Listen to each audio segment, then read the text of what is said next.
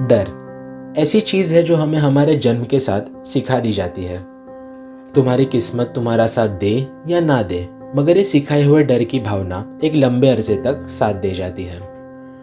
जन्म लेते ही कुछ करने से हमें रोकने के लिए किसी चीज़ का डर बिठा दिया जाता है। आखिर उस बच्चे की नादानियत को उसके जन्म लेते ही इस डर की तलवार से काट दिया जाता है।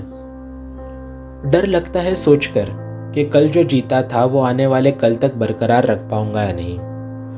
डर लगता है कि आज जो मेरे अपने हैं कल उनके साथ समय बिता पाऊंगा या नहीं। अगर जीतता हो कुछ तब डर लोगों की बातों का लगता है। अगर कल कहीं हारता हूँ तो डर बातों के साथ अपनों के हाल का लगता है। लोगों ने डरना सिखा दिया मगर किसी ने निडर बनना नहीं सिखाया। लोगों ने डर के सामने हारना सिखा दिया मगर किसी ने उस पर हावी होना नहीं सिखाया।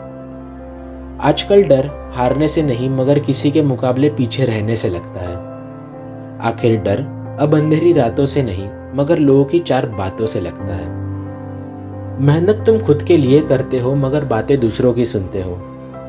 तुम उनकी बातें सुनकर कुछ पाते नहीं मगर अपनी ही आंखों में मजाक बनते हो। डर ने तुम्हें नहीं मगर तुमने डर को पकड़े रखा है। इस डर को तुमने एक अवसर नहीं मगर अपनी गलतियों का एक जरिया बनाए रखा है। डर क्या कि जीत है इस बात का मुझे पता नहीं मगर डर के साथ बैठे रहो तो वो तुम्हारी हार है। अगर मंजिल तुम्हें तुम्हारी आंखों से दिखती हो मगर चलने से घबराते हो तो वो तुम्हारी हार है। जिसे तुम आज खुशनसीब कहते हो उसने डरना भूला नहीं मगर उसने डर से जीतना याद रखा है। उसने अपने मन में डर को एक सवाल नहीं मगर उसके निडर बनने का एक जवाब बनाए रखा है। कईयों को रातों से डर लगता है तो कईयों को बातों से।